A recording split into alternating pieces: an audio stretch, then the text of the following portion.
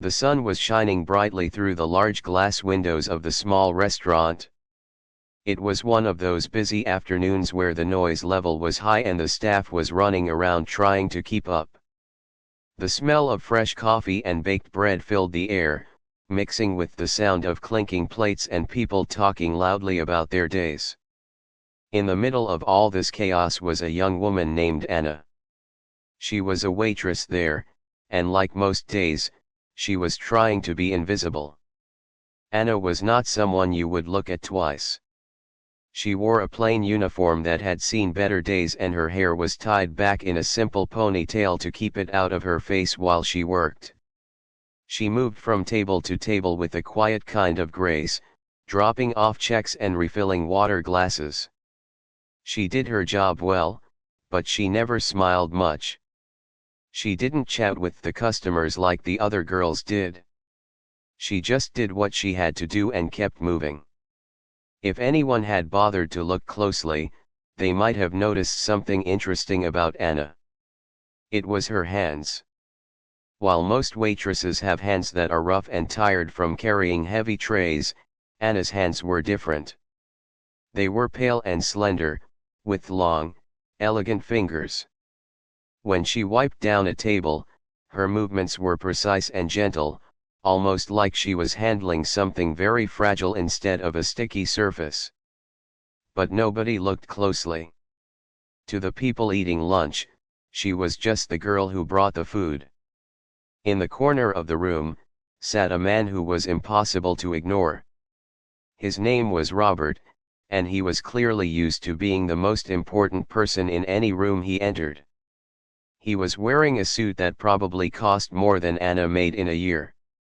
It was perfectly tailored, and the fabric looked smooth and expensive. He sat with a group of younger men and women, all of whom were hanging on his every word. They laughed loudly at his jokes, even when they weren't funny, because he was the boss. Robert was talking with his hands, waving a silver fork in the air to make his point. He was telling a story about buying a new house, or maybe a new car. It didn't really matter what the story was about, the point was to show everyone how much money he had. I told them, I don't care what the color is, Robert said, his voice booming over the noise of the restaurant. Just make sure it's the best. I only buy the best. The people at his table nodded and smiled. They looked at him with a mix of envy and admiration. They wanted to be him. They wanted the money, the suit, and the confidence. Robert took a bite of his food and chewed slowly, looking around the room as if he owned the building. His eyes scanned over the other customers, judging them silently. He looked at a man in a cheap jacket and sneered. He looked at a mother trying to calm a crying baby and rolled his eyes. Then, his eyes landed on Anna. She was at the table next to him, clearing away some empty plates. She worked quietly, trying not to disturb anyone. Robert watched her for a moment. He didn't see a person. He saw a servant. Someone who was there to make his life easier for a few dollars an hour. To him, she was part of the furniture, just like the lamps or the carpet. You see that, Robert said to his table, nudging the man sitting next to him with his elbow. He didn't bother to lower his voice. He wanted Anna to hear him. The table turned to look. Anna kept her head down. She was used to this. She knew that people like Robert saw the world differently than she did. To them, she was invisible unless she made a mistake. She looks bored, Robert continued, a mean smile playing on his lips. Or maybe just stupid. It's hard to tell the difference with these people. One of the women at the table let out a polite, nervous laugh. Oh, Robert, stop it, she said, though she didn't really mean it. I'm serious, Robert said, putting his fork down. It's funny. People think that if you have money, you are smart. And if you don't, you must be lazy. Look at her, She's moving slow. If she worked harder, maybe she wouldn't be clearing tables for a living. Anna felt her face get hot, but she didn't look up. She focused on the plates in her hand. She counted them in her head. 1, 2, 3. She took a deep breath and reminded herself that she needed this job. She needed the paycheck. Rent was due next week, and her refrigerator was empty at home. She couldn't afford to get angry. She couldn't afford to fight back. She just had to be invisible. But invisibility is a hard thing to maintain when someone is determined to make you feel small. Robert wasn't done. He enjoyed this feeling of power. He liked being the king of his little castle. "I was at an auction yesterday," he announced, changing the subject slightly but keeping the same loud, arrogant tone. "I bought a piano. A grand piano. German-made. It cost a fortune." He paused to let that sink in. The people at the table nodded impressively. "I don't play, of course," Robert laughed. "I don't have the patience for it. But it looks beautiful in my living room. It shows people that I have culture. That I appreciate art. You know." He took a sip of his water and looked back over at Anna. She was wiping the table now. Her hands moved in circles.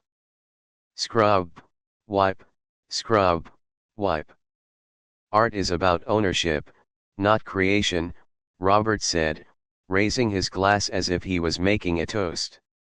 "I pay the bills, so I get to enjoy the music. She clears the tables so I can eat. It's the natural order of things." The table laughed again. It was a harsh sound that made Anna's stomach hurt.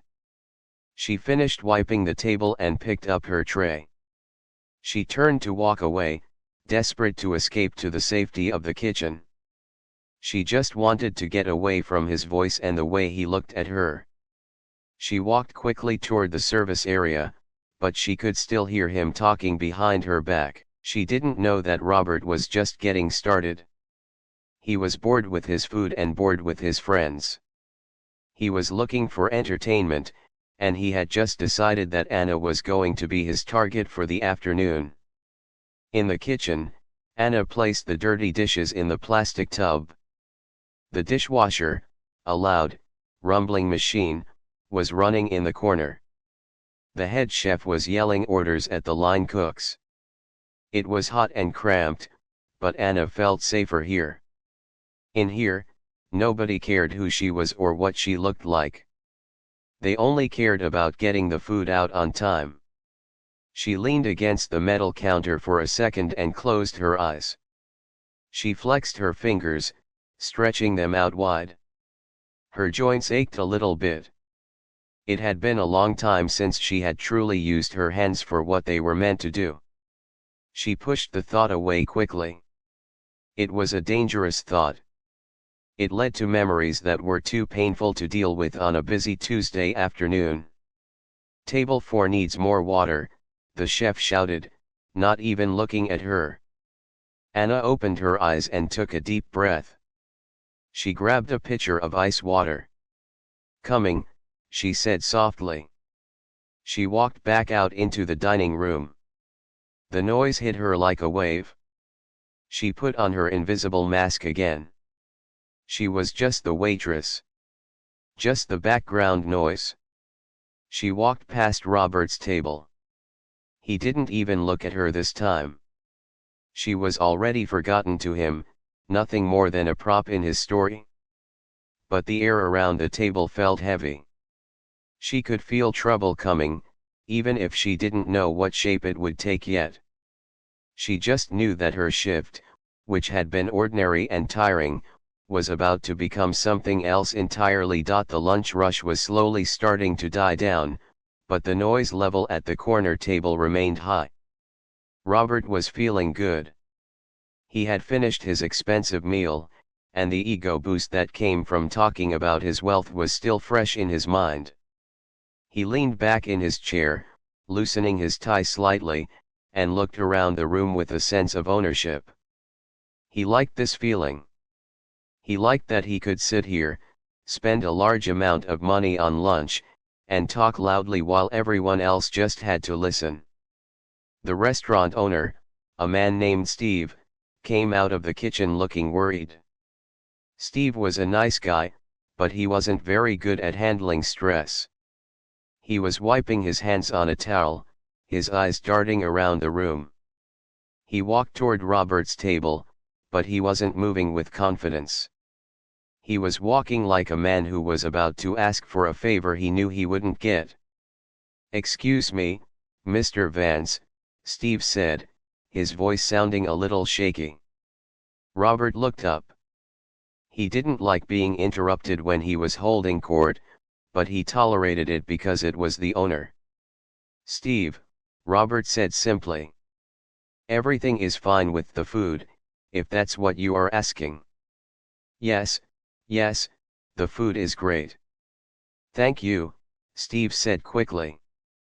He twisted the towel in his hands. "It's just that, well, we have a bit of a situation. Our pianist, the man who plays the piano in the lobby on Tuesdays," he called. "He had a car accident. Nothing too serious, but he can't come in." Robert raised an eyebrow. "Okay, and why are you telling me this?" "Well," Steve cleared his throat. "Usually, on Tuesdays, we have live music for the lunch crowd. It helps the atmosphere. Since he isn't here, and since I know you are a patron of the arts. I heard you bought that grand piano recently. I was wondering if, just for today, you might be willing to play a few songs, even just one or two." The table went silent. The young executive stopped eating.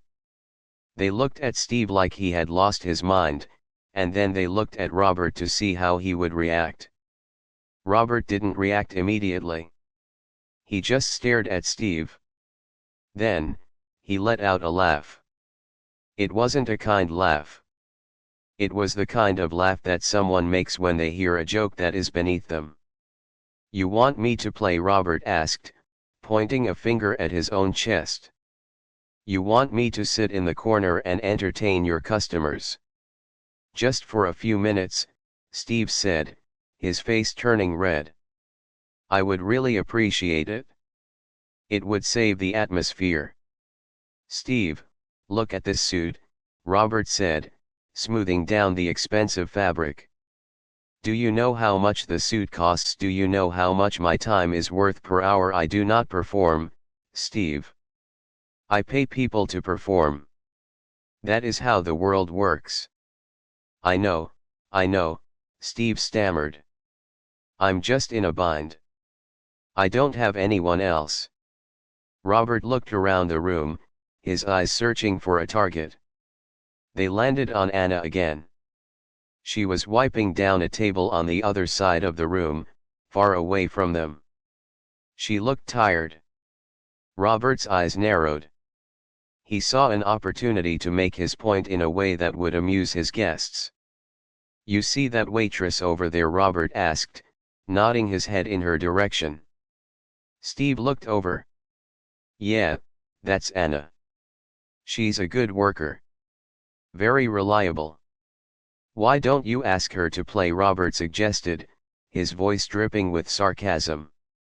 "She looks like she has plenty of spare time. Maybe she knows how to play chopsticks. It would be better than nothing, right?" The people at the table chuckled. It was a mean joke, but they laughed because Robert was the boss. Steve shook his head. "Oh, no. Anna is very shy. She wouldn't do that. She's just here to work." "Work," Robert repeated. "Exactly. We are all here to work. But some of us do the important work, and some of us—" He waved his hand dismissively in the air. "Some of us just serve." Robert turned back to Steve, but he wasn't finished yet. He felt a sudden urge to be more than just rude, he wanted to be in control. He pulled a crisp, $100 bill from his wallet. He held it up so the light from the window caught the hologram on the paper. It was a lot of money for a waitress. "Here is what we will do," Robert announced, loud enough that a few nearby tables turned to look. "I am a generous man. I like to help people. I will give this $100 to your waitress there. All she has to do is come over here, sit down, and play one song. If she plays, she gets the money. If she refuses, she proves she is lazy. What do you say, Steve?" Steve looked uncomfortable. He knew Anna valued her privacy. He knew she kept to herself. But the money was sitting right there on the table, and he was desperate to keep his biggest customer happy. I don't think I can force her," Steve said. "You aren't forcing her," Robert said, his voice hardening slightly. "You are giving her an opportunity. A chance to earn a week's wages in 5 minutes. If she has any talent at all, she should jump at the chance. If she doesn't, she can stay invisible." Robert didn't wait for Steve. He turned in his chair and waved his hand to get Anna's attention. "Hey. You. Waitress." Anna froze. She was in the middle of putting sugar caddies back on a table. She knew they were looking at her. She could feel the eyes of the entire restaurant burning into her back. She took a slow breath and turned around. She walked over to the table, clutching her notepad against her chest like a shield. "Did you need something, sir?" she asked. Her voice was quiet, polite, and completely empty of emotion. She had learned to hide her feelings a long time ago. Robert smiled. He liked that she was scared. It made him feel powerful. "We have a proposition for you," he said. He tapped the $100 bill on the table. "Do you see this?" Anna looked at the money. She didn't look at it with greed, she looked at it like it was a trap. "Yes, sir. My friend Steve here is sad because his piano player quit today," Robert explained, mocking sadness with his tone. "He needs some music. I told him I don't play, but maybe you do. You play the piano." Anna looked at Steve. Steve wouldn't meet her eyes. He looked down at the floor. The silence at the table was heavy. The executives were watching her, waiting for her to become the butt of the joke. "No, sir," Anna said. It wasn't a complete lie. She didn't play anymore. Not for a long time. "Oh, come now," Robert laughed. "Don't be shy. Everyone knows a little something. Nursery rhyme simple tunes. Surely you aren't telling me you are completely useless outside of carrying plates." "I don't play for people," Anna said. Her voice was steady, but her hands were gripping her apron so hard her knuckles were turning white. Robert didn't like that answer. It felt like a challenge to his authority. He was the man with the money. He made the rules. If he wanted her to play, she should be grateful for the chance to entertain him. "Look," Robert said, losing the playful tone. "I am trying to be nice here. I am offering you $100 to press a few keys. You probably make what, $15 an hour? This is easy money. Take it." "I can't," Anna said. She took a small step back. "I need to get back to work." Robert's face darkened. The arrogance was slipping away, replaced by something meaner. He didn't like being told no, especially not by someone he viewed as the help. "Sit down," Robert commanded. He pointed a finger at the small, electric keyboard that was sitting on a stand near the window. It was a cheap thing, nothing like the grand piano he had at home. "Sit down and play." Or I can have a conversation with Steve about how unhelpful his staff is being. I spend a lot of money here, Anna. I can make sure you never work in this town again if I want to. He was bluffing, maybe, but he didn't sound like he was. He sounded like a man who was used to getting exactly what he wanted, when he wanted it. Anna looked at the keyboard. It was black and plastic, with stickers peeling off the corners. It looked pathetic sitting there in the sun. She looked back at Robert.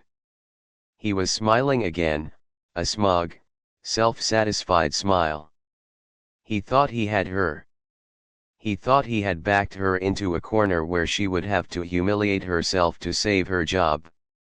The restaurant was quiet now. Everyone was watching. The cooks had stopped working. The other waitresses had stopped serving.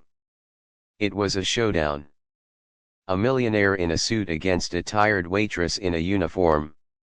One song, Robert said. Play something, and the money is yours. And then you can go back to being invisible. Anna looked at the money one last time. Then she looked at her hands.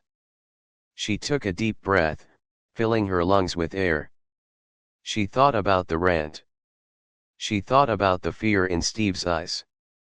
She thought about the cruelty in Robert's voice. Slowly, she nodded her head. Okay, she whispered. Good, Robert said, leaning back and folding his arms.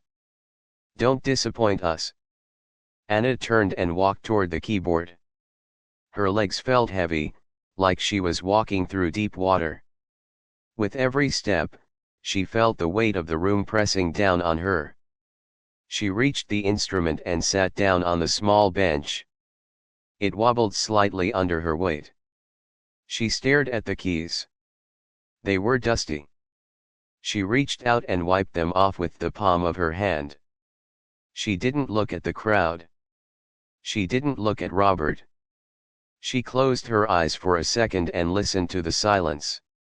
She let the silence fill her up, pushing out the anger, pushing out the fear. For the first time in years, she wasn't a waitress. She was just a pair of hands and a heartbeat, sitting in front of a machine that could make music. Robert checked his watch, tapping his foot on the floor. Come on, he muttered. I haven't got all day. Anna didn't move yet. She was waiting for something inside herself to settle. She was remembering who she used to be, before the world wore her down. She flexed her fingers once, feeling the strength in them. Then, she placed her left hand on the low keys and her right hand hovering just above the high ones. She was ready. The silence in the room was heavy. It wasn't a peaceful silence, it was the kind that happens right before something breaks. Anna sat on the small, wobbly bench in front of the electric keyboard. It felt strange to be sitting after being on her feet for 5 hours. The plastic bench was hard and uncomfortable, a sharp contrast to the soft velvet seats the customers enjoyed. To her left, the $100 bill lay on the table, looking crisp and out of place against the stained tablecloth. Robert was watching her with a bored expression. He had finished his water and was now checking his phone, glancing up every few seconds to see if she was going to chicken out. He expected her to freeze. He expected her to panic and apologize, maybe even cry a little. That was the entertainment he was looking for. He wanted to see the help crumble under pressure. Any day now, Robert said, not looking up from his screen. I haven't got all afternoon. Anna didn't look at him. She kept her eyes focused on the black and white keys. They were slightly yellowed with age, and some of the stickers on the buttons were peeling off. It was a cheap instrument, the kind a child might use for their first lesson. It had a tinny, thin sound compared to a real piano, but it was all she had. She felt a tremor in her hands. It wasn't because she was nervous about playing, It was because she was angry. She was angry at Robert for treating her like a toy. She was angry at Steve for not stepping in to stop it. But mostly, she was angry at herself for letting people talk to her this way just because she needed a paycheck. She took a deep breath and let it out slowly. She closed her eyes for a moment. In the darkness behind her eyelids, she tried to push away the present. She tried to forget the smell of coffee and the noise of the kitchen. She tried to forget the man in the expensive suit who thought he owned the world. Instead, she let her mind drift back.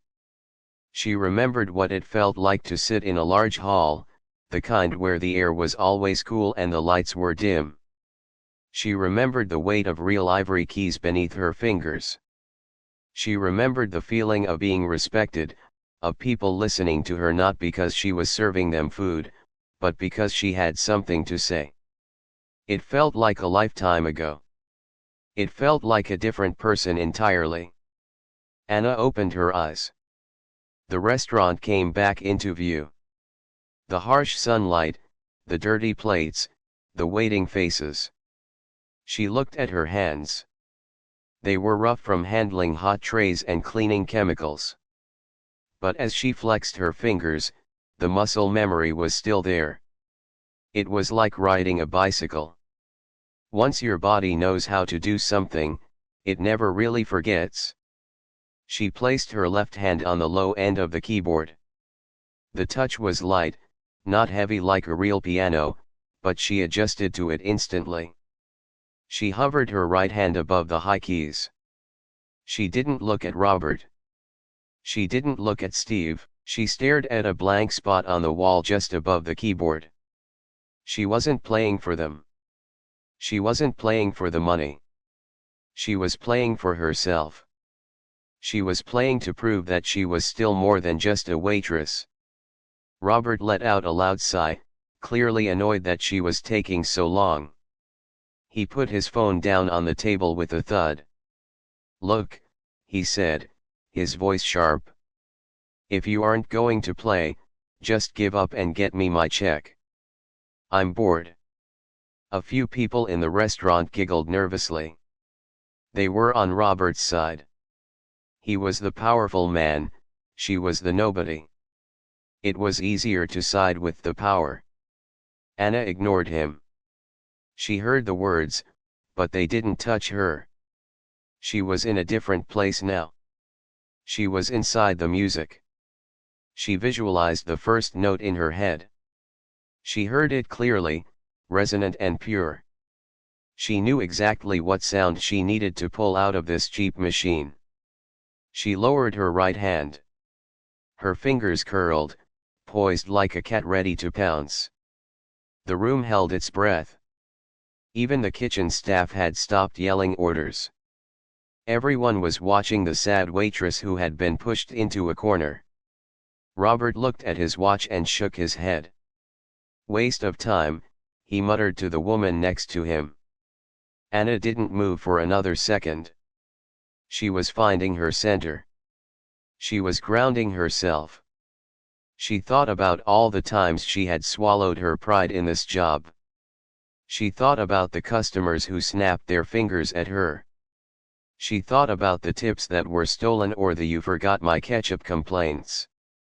All of that frustration was sitting in her chest, tight and hot. She was going to let it out. But not with words. Words were cheap. Words could be argued with. Music was different. Music was truth. She pressed the key down. It wasn't a soft sound. It wasn't a tentative testing of the waters. She struck the note with a firmness that made the small speakers of the keyboard buzz. It was a low C note, deep and full of sorrow. It seemed to hang in the air longer than it should have, vibrating against the walls of the small restaurant. The giggling stopped instantly. The nervous laughter died in throats. The sound wasn't loud, but it was commanding. It had a weight to it that demanded attention. It sounded like the voice of a giant speaking in a quiet room. Robert's head snapped up. He looked at the keyboard, his eyes narrowing. He wasn't expecting a sound like that. It was too professional. It was too controlled. Anna didn't stop. As soon as the first note began to fade, her left hand moved, sliding effortlessly into a complex, rolling chord. Then her right hand came down, striking a high, piercing melody line that cut through the air like a knife. The transformation in Anna was instant and terrifying. She stopped looking like a tired waitress. Her back straightened. Her chin lifted. Her eyes lost their defeated look and burned with an intense fire. Her hands, which had been clumsy with the coffee pot only minutes ago, were suddenly blurs of motion across the keys. The music wasn't happy. It wasn't a catchy pop song or a simple nursery rhyme that they expected her to know. It was dark, angry, and beautiful. It was a storm trapped in a bottle. The notes tumbled over each other, fast and frantic. The cheap keyboard struggled to keep up with the speed of her playing, the keys clicking rhythmically under her fingers. The people at the nearby tables stopped eating. Forks froze halfway to mouths. A young mother holding a baby stood still, rocking the child instinctively to the rhythm. The mood in the room shifted completely. The arrogance that Robert had brought with him was being sucked out of the air, replaced by something raw and real. Anna didn't see any of this. Her world had shrunk down to the span of the keyboard. She wasn't thinking about what she was playing, she was just feeling it. She was pouring every ounce of her hidden self into the machine. She was showing them, without saying a word, that they didn't know her at all. They judged her by her uniform, but they had no idea who was standing behind the counter. Robert stared. His mouth opened slightly, then closed. He looked at his friends, expecting them to laugh or mock the playing, but they were just as mesmerized as he was. The woman next to him had put her hand over her heart, her eyes wide. This wasn't a joke anymore. This was a master class. And the teacher was the woman he had just tried to humiliate. The realization hit him like a bucket of cold water. He had made a terrible mistake. He hadn't cornered a mouse, he had cornered a tiger, and now the tiger was showing its claws. Anna's fingers danced faster, the music growing louder and more intense. She was sweating now, a bead of perspiration rolling down her temple, but she didn't wipe it away. She didn't dare stop. The music was flowing through her, and as long as she was playing, she was free. She wasn't Anna the waitress. She was Anna the artist. And for these few minutes, she was the most powerful person in the room. The music did not just fill the room, it seemed to take the space over, pushing against the walls and the ceiling. It was loud, but it wasn't the kind of loud that hurt your ears. It was the kind of loud that demanded you listen. The cheap keyboard, which usually sounded like a toy, was suddenly singing with a voice that was rich and deep. Anna was not just pressing buttons, she was attacking the keys, pulling sounds out of them that nobody knew were there. Her hands moved so fast that they were almost a blur. Her left hand jumped across the lower octaves, creating a heavy, driving rhythm that you could feel in your chest. Her right hand danced on the higher keys, playing notes that were sharp and clear, like glass breaking. It was a complicated piece of music, the kind that usually takes years of practice to learn. But Anna wasn't reading sheet music, she was playing from memory. She was playing from a place deep inside her that had been locked away for a long time. At the corner table, Robert sat frozen. His hand was still on the table near his phone, but he wasn't looking at it anymore. He wasn't looking at his friends, either. His eyes were fixed on Anna's hands. He had stopped tapping his foot. He had stopped checking his watch. The smug smile that had been on his face was completely gone. In its place was a look of confusion and, for the first time, a flicker of respect. He knew about music. He spent enough money on it, after all. He hired pianists for his parties, and he went to the operas sometimes just to be seen. He knew what good looked like. And this was not just good. This was extraordinary. He watched her fingers fly, noticing the perfect arch of her knuckles and the precise way she struck each note. It was the kind of technique that professional musicians spent their whole lives trying to perfect. "How is she doing that?" one of the young women at the table whispered, her voice barely audible over the music. "I thought she was." "I don't know. Just a waitress." Robert didn't answer. He couldn't. He felt a strange sinking feeling in his stomach. He remembered how he had waved his hand at her, how he had thrown the money on the table like she was a trained animal. He realized now that he hadn't been mocking an uneducated servant. He had been mocking a master, and she was proving him wrong in the most public way possible. The song shifted. The angry, fast rhythm slowed down into something sad and haunting. Anna's head bowed slightly, her dark hair falling over her face. She seemed to forget where she was. To her, the plastic keyboard wasn't in a noisy restaurant anymore. She was back in a different time. She remembered the long hours of practice when she was a little girl. She remembered the feeling of her mother rubbing her sore shoulders after a competition. She remembered the dream she used to have, before life got hard and she had to put the dream away to pay the bills. The melody became softer, delicate like a whisper. It was beautiful, but it was heartbreaking. The people in the restaurant stopped eating entirely. Even the chefs had come out of the kitchen, wiping their hands on their aprons, standing in the doorway to listen.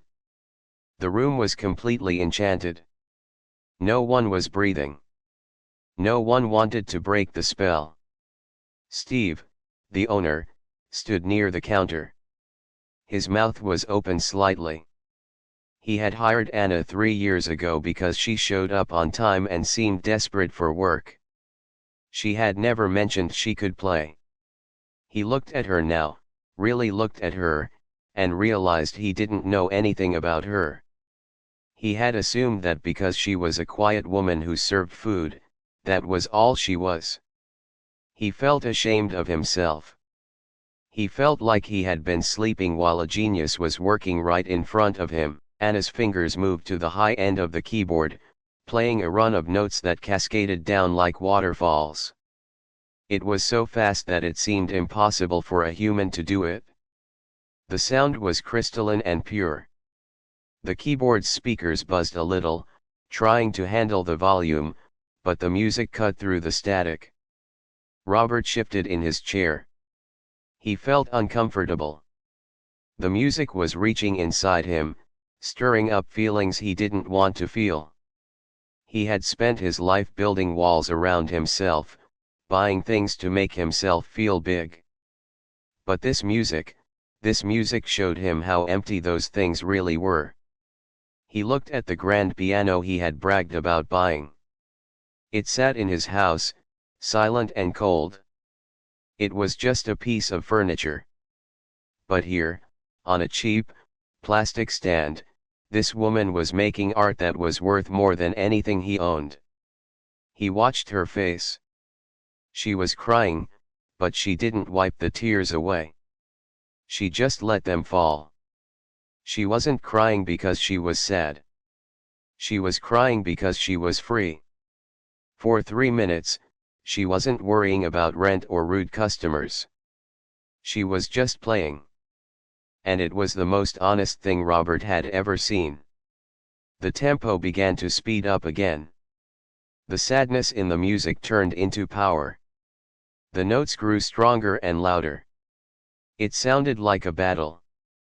Anna's shoulders moved with the music, her body swaying back and forth. She wasn't holding back anymore, She was putting everything she had into the last part of the song. She was telling them that she mattered. She was telling Robert that he couldn't buy her dignity with $100 bill. The sound rose to a crescendo, a thunderous wave of sound that filled the entire restaurant. The windows rattled in their frames. The energy in the room was electric. Everyone was on the edge of their seat. It felt like the music was going to explode. And then, suddenly, Anna slammed her hands down on the final chords. Bam! The sound rang out, sharp and loud. And then, silence. Anna held her hands on the keys, her chest heaving. She stayed like that for a second, letting the final vibration fade away into the air. The silence that followed was heavier than the one before. It wasn't an empty silence. It was a silence full of awe. It was the kind of silence that happens when everyone in the room realizes they have just witnessed something special. Nobody moved. Nobody clapped at first. It didn't feel right to clap. Clapping felt too normal, too casual for what had just happened. People just looked at each other with wide eyes, as if asking, "Did you see that?" Robert sat very still. The arrogant, confident man from 10 minutes ago was gone. He looked at his hands, then he looked at the $100 bill still sitting on the table. It looked pathetic now. It looked like an insult. He slowly reached out and pulled the money back toward him, sliding it into his pocket. He couldn't leave it there. He knew now that it wasn't enough. It would never be enough. Anna lifted her hands off the keyboard.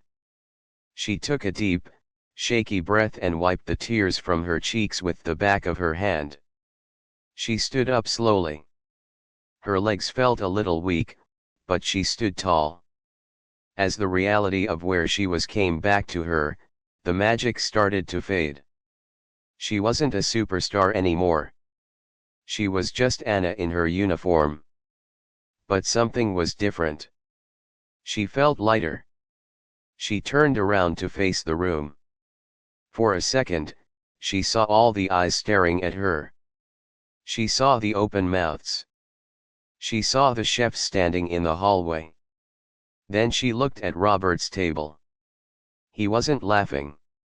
He wasn't sneering.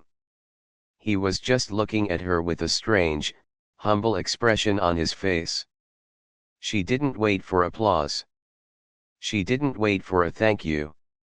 She simply walked back toward the kitchen, her head held high, leaving the entire restaurant stunned in her wake. The silence that filled the restaurant was heavy, but it wasn't the uncomfortable kind from before. It was a respectful quiet, the kind that settles over a crowd after they have witnessed something truly special. Even though Anna had walked away, the music seemed to hang in the air like a ghost. The notes were gone, but the feeling they left behind stuck to everyone's chest.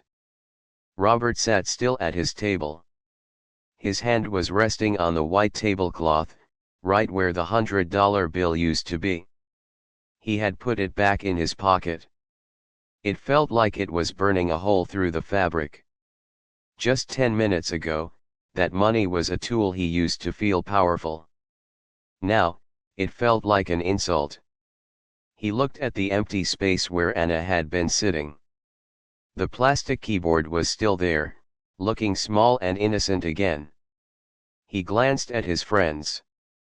The young men and women who had been laughing at his jokes earlier were now silent. They were looking at him, then at the kitchen doors, and then back at their plates. They looked confused. The clear line between the important people and the workers had been erased in 4 minutes of music. They didn't know how to act anymore. Robert felt a hot flush of shame on his neck. He realized he wasn't the king of the castle, he was just a man who had been rude to someone who was better than him. "I think," one of the executives said quietly, breaking the silence, "that we should go." Robert didn't argue. He stood up slowly. He didn't check his phone. He didn't make a loud joke about getting back to work. He felt small.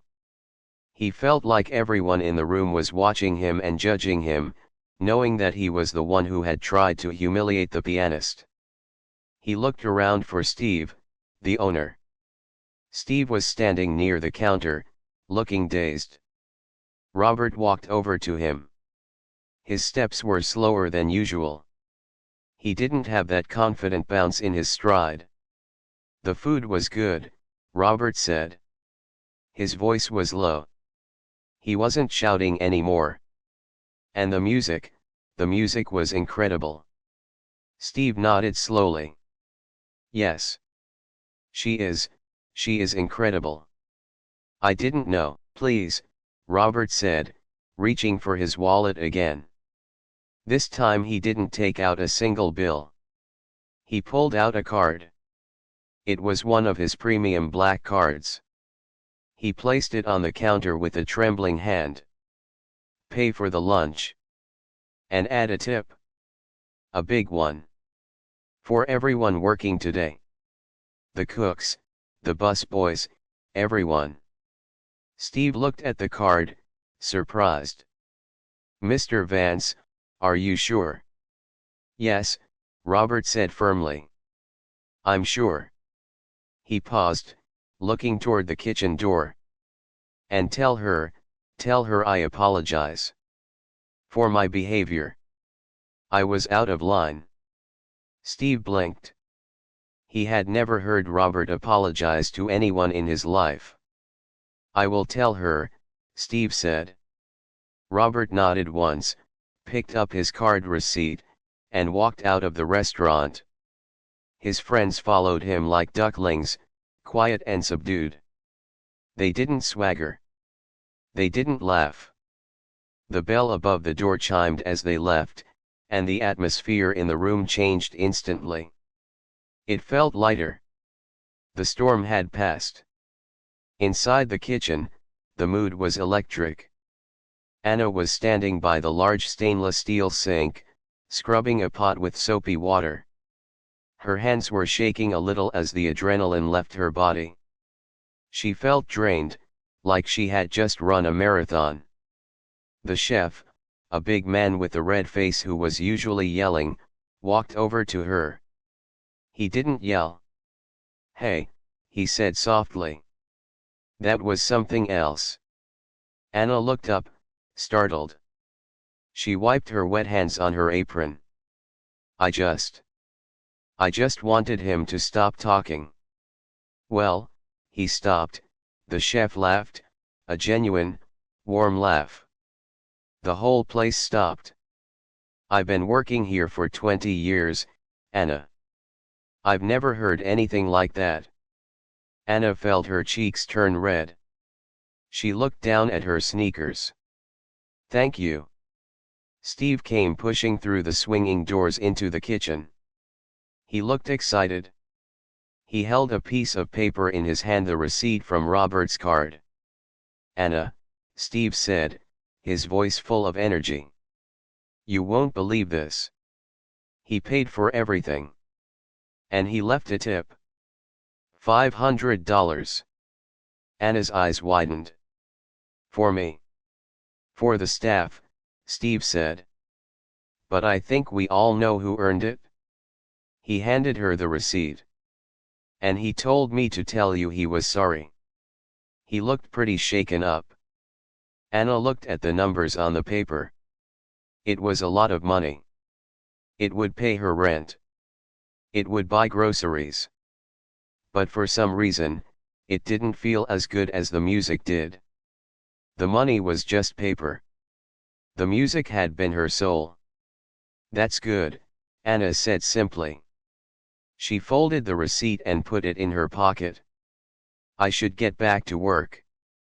The lunch rush is almost over, but there are still tables to clear."